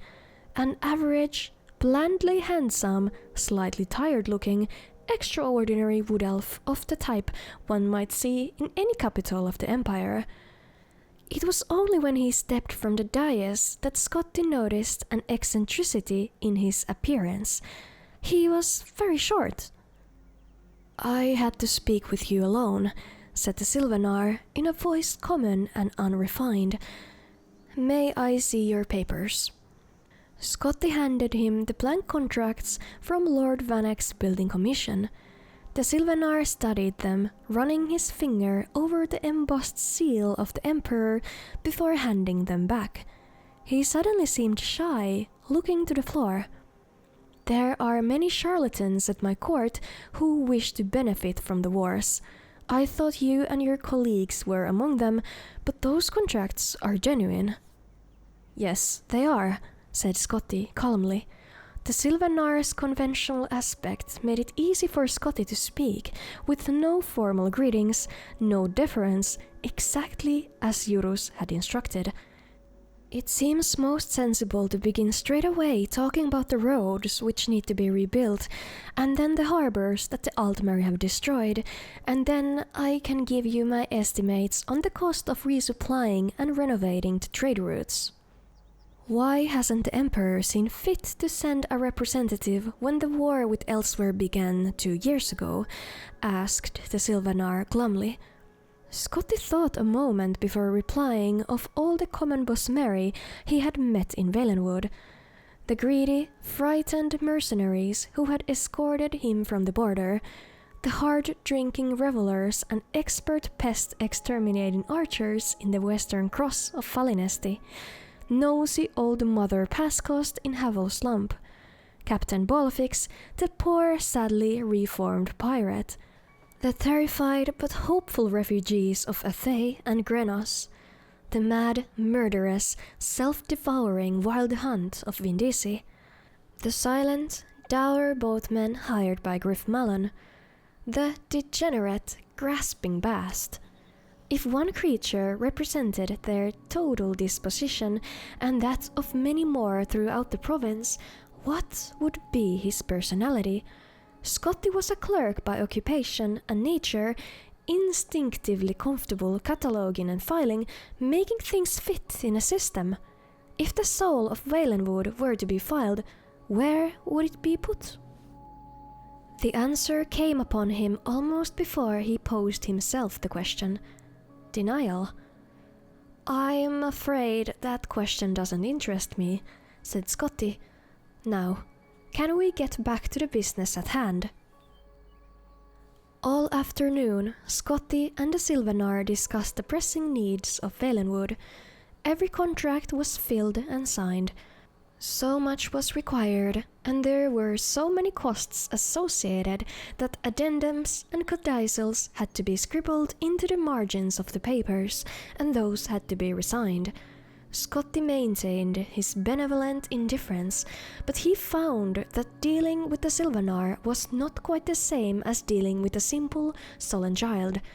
The voice of the people knew certain practical, everyday things very well: the yields of fish, the benefits of trade, the condition of every township and forest in his province. "We will have a banquet tomorrow night to celebrate this commission," said the Silvenar at last. "Best make it tonight," replied Scotti. "We should leave for Cyrodiil with the contracts tomorrow, so I'll need a safe passage to the border. We best not waste any more time." "Agreed," said the Silvenar, and called for his Minister of Trade to put his seal on the contracts and arrange for the feast. Scotti left the chamber and was greeted by Bast and Jurus. Their faces showed the strain of maintaining the illusion of unconcern for too many hours. As soon as they were out of the sight of the guards, they begged Scotti to tell them all. When he showed them the contract, Bast began weeping with delight. "Anything about the Silvenar that surprised you?" asked Jurus.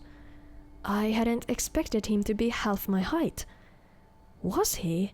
Jurus looked mildly surprised. "He must have shrunk since I tried to have an audience with him earlier. Maybe there is something to all that nonsense about him being affected by the plight of his people." Chapter 7. Scene: Silvenar, Valenwood. Date: 13 Suns Dusk, 3rd Era, 397. The banquet at the palace of the Silvenar was well attended by every jealous bureaucrat and trader who had attempted to contract the rebuilding of Valenwood. They looked on Decumus Scotti, Leodes Jurus, and Bast with undisguised hatred. It made Scotti very uncomfortable, but Jurus delighted in it. As the servants brought in platter after platter of roasted meats, Jurus poured himself a cup of jaga and toasted the clerk. "I can confess it now," said Jurus. "I had grave doubts about inviting you to join me on this adventure. All the other clerks and agents of building commissions I contacted were more outwardly aggressive, but none of them made it through, let alone to the audience chamber of the Silvenar, let alone brokered the deals on their own like you did. Come, have a cup of jaga with me." "No, thank you," said Scotti. "I had too much of that drug in Falinesti and nearly got sucked dry by a giant tick because of it. I'll find something else to drink." Scotti wandered about the hall until he saw some diplomats drinking mugs of steaming brown liquid poured from a large silver urn. He asked them if it was tea. "Tea made from leaves," scoffed the first diplomat. "Not in Valenwood. This is rot meth." Scotti poured himself a mug and took a tentative sip. It was gamey, bitter and sugared, and very salty. At first it seemed very disagreeable to his palate, but a moment later he found he had drained the mug and was pouring another. All the sounds in the chamber seemed oddly disjointed, but not frighteningly so. "So you're the fellow who got the Silvenar to sign all those contracts," said the second diplomat. That must have required some deep negotiation. Not at all, not at all. Just a little basic understanding of mercantile trading, grinned Scotti, pouring himself a third mug of Rotmeth. The Silvenar was very eager to involve the imperial state with the affairs of Valenwood. I was very eager to take a percentage of the commission. With all that blessed eagerness, it was merely a matter of putting quill to contract, bless you. You have been in the employ of His Imperial Majesty very long? Asked the first diplomat. It's a bite, or rather, a bit more complicated than that in the Imperial City. Between you and me, I don't really have a job. I used to work for Lord Atreus and his building commission, but I got sacked. And then the contracts are from Lord Vanek and his building commission, 'cause I got them from this fellow Reglius, who's a competitor, but still a very fine fellow, until he was made dead by those Khajiiti. Scotti drained his fifth mug. When I go back to the Imperial City, then the real negotiations can begin, bless you. I can go to my old employer and to Lord Vanek and say, look here you, which one of you wants these commissions? And they'll fall over each other to take them from me. It will be bidding war for my percentage, the likes of which no one nowhere has never seen. So, you're not a representative of His Imperial Majesty the Emperor? Asked the first diplomat. Didn't you hear what I said, you stupid? Scotti felt a surge of rage, which quickly subsided. He chuckled and poured himself a seventh mug. The building commissions are privately owned, but they're still representatives of the Emperor. So, I'm a representative of the Emperor. Or I will be, when I get these contracts in. It's very complicated. I can understand why you're not following me. Bless you. It's all like the poet said, a dance in fire. If you follow the illusion, that is to say, illusion. And your colleagues, are they representatives of the Emperor? Asked the second diplomat. Scotti burst into laughter, shaking his head.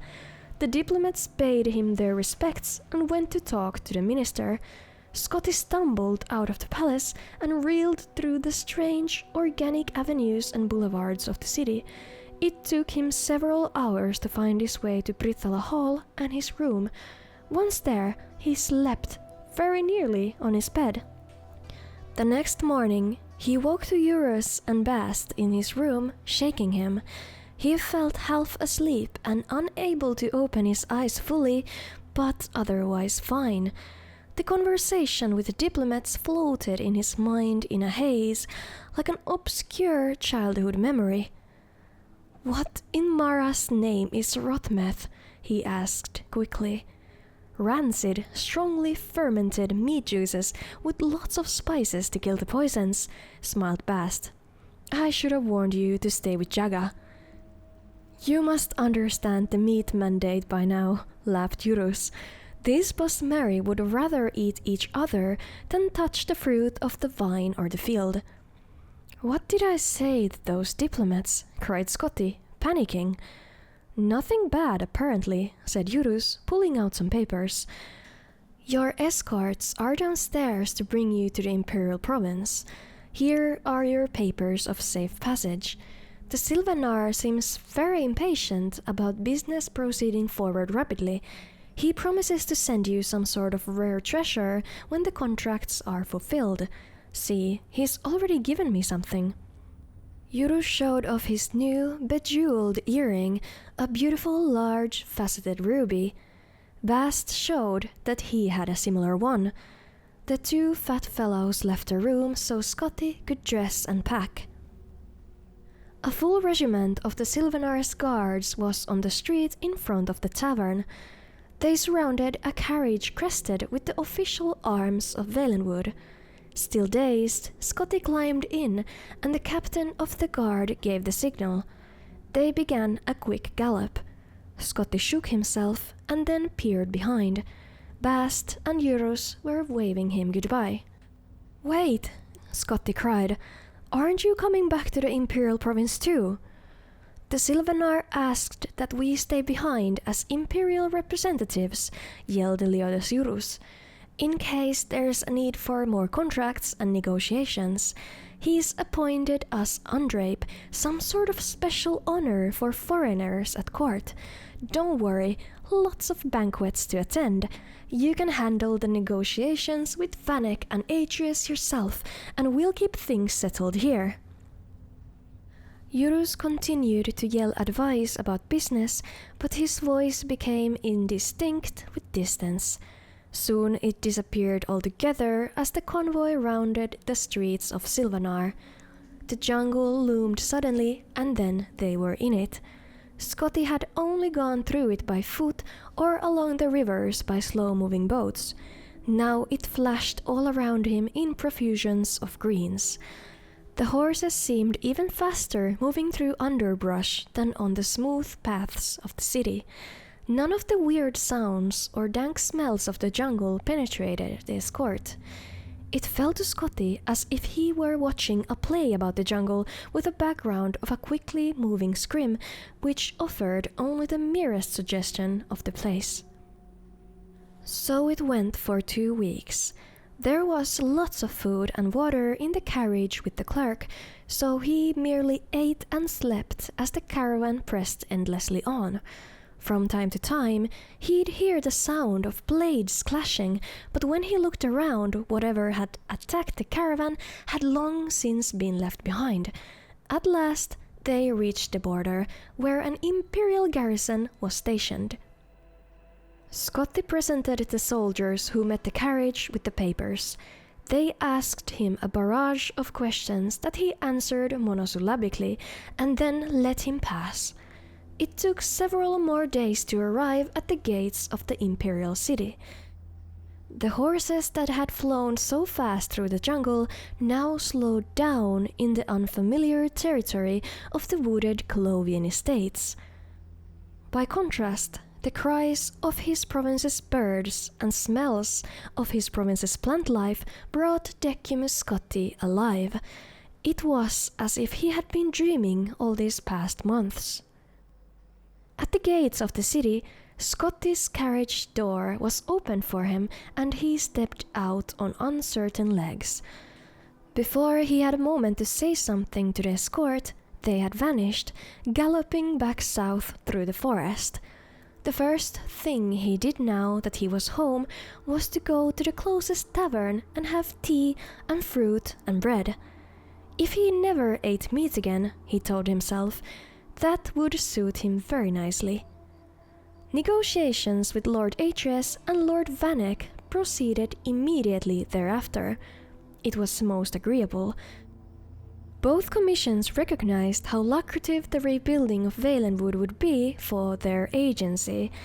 Lord Vanek claimed, quite justifiably, that as the contracts had been written on forms notarized by his commission, he had the legal right to them.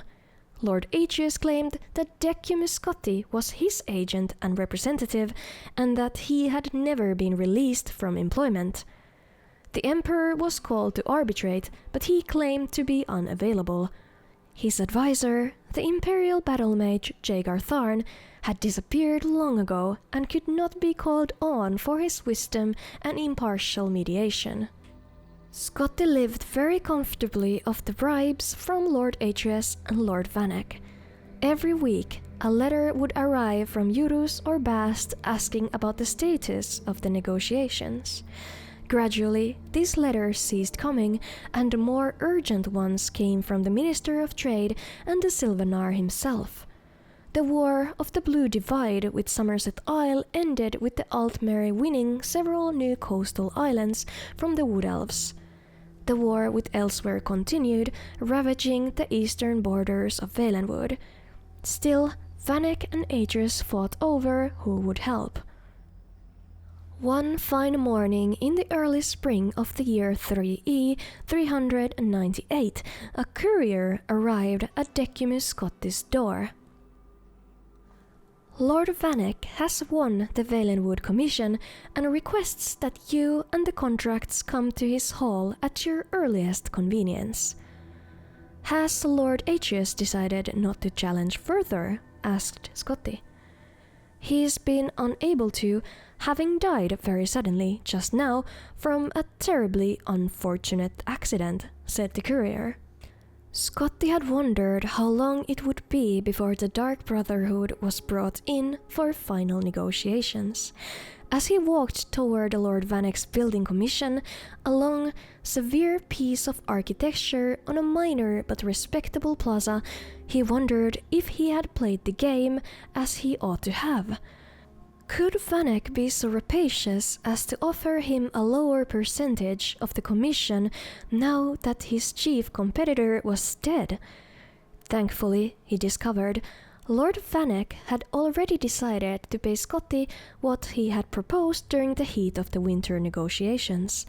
His advisors had explained to him that other, lesser building commissions might come forward unless the matter were handled quickly and fairly. "Glad we have all the legal issues done with," said Lord Vanek fondly. "Now we can get to the business of helping the poor boss marry and collecting the profits. It's a pity you weren't our representative for all the troubles with Bendermark and the Arnesian business, but there will be plenty more wars, I'm sure of it." Scotti and Lord Vanek sent word to the Silvenar that at last they were prepared to honor the contracts. A few weeks later, they held a banquet in honor of the profitable enterprise. Decumus Scotti was the darling of the imperial city, and no expense was spared to make it an unforgettable evening. As Scotti met the nobles and wealthy merchants who would be benefiting from his business dealings, an exotic but somehow faintly familiar smell rose in the ballroom. He traced it to its source. A thick roasted slab of meat, so long and thick it covered several platters. The cyrodiilic revelers were eating it ravenously, unable to find the words to express their delight at its taste and texture. "It's like nothing I've ever had before. It's like pig-fed venison. Do you see the marbling of fat and meat? It's a masterpiece." Scotti went to take a slice, but then he saw something embedded deep in the dried and rendered roast. He nearly collided with his new employer, Lord Vanek, as he stumbled back. "Where did this come from?" Scotti stammered. "From our client, the Silvenar," beamed his lordship. "It's some kind of local delicacy they call untrappa." Scotti vomited and didn't stop for some time. It cast rather a temporary pall on the evening, but when Decumus Scotti was carried off to his manor house, the guests continued to dine. The antrappa was the delight of all, even more so when Lord Vanek himself took a slice and found the first of 2 rubies buried within.